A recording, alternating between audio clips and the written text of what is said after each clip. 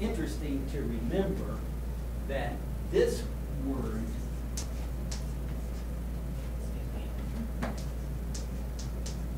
Eucharist, one of those other words that we call Holy Communion and the Lord's Supper, Eucharist is from the Greek word meaning thanksgiving. That's what it means.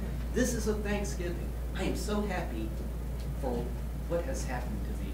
I try to help when I'm teaching a confirmation class, 12 and 13-year-olds, and they're all kind of sitting there, oh God, why do I have to be here?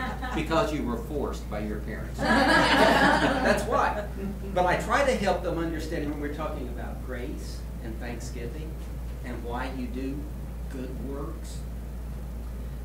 Some years ago, I was, I think most of you know, I mentioned I'm a second career person, and so in that career, I was driving from Pennsylvania down Interstate 81, down through Maryland and West Virginia to Northern Virginia around Winchester there. And I was living in Charlottesville, Virginia at the time, and I would cut down from Winchester and Front Royal down the east side of the mountains. And it was almost dawn, not dawn, it was almost dusk. The sun had almost set. It was cold, it was winter, there was snow and ice around. And stupidly, this has happened a few times in my life, I don't know about you, I ran out of gas. And for some strange reason, the car just stopped. Had gas tanks. Any of you who grew up in a rural area know about this. And so I thought they just might have some gas.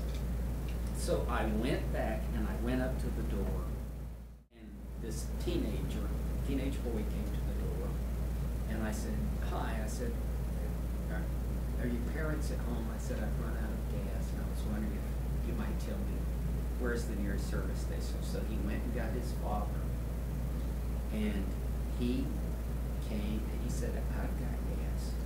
And he said, let's go get a can. He went and got a can, and as he was getting the can, the mother in the family wrapped up some food for me. They were getting ready to eat supper, and the father took me back to my car. And it was a couple of gallons of gas, and I knew by that time I'd be able to get to Culpeper and up in that area. And so, as he was leaving, I shook his hand, and I took out my wallet, and he said, no. That's grace. I wanted to pay him. I wanted to do something for him. I wanted to do something for his family, but it was just freely given. This is for you. Go on your way. And again, kind of that opportunity. If you have the opportunity at some point to do a good work like this for somebody else, do it. Pass it on. That old song we learn in camp, It only takes a fire. So I use that example in confirmation classes as something that happened in my own life that helps me understand grace and why I experience thanksgiving. And so, as a matter of fact, those of you who were at first service and last night, and people who hear it at the 11 o'clock service today, we're talking about a phrase that's used many times in Scripture in many different ways, of giving with a glad and generous heart, of loving with a glad and generous heart, of not doing something because you feel like you're being made to do it, or you're obligated to do it, or somebody else is doing it, so they might think less of you if you don't do it too, but you do it out of a glad and generous heart. So let's look at this first off. Who will take the first one? Romans 1:17. Just jump in there and read it.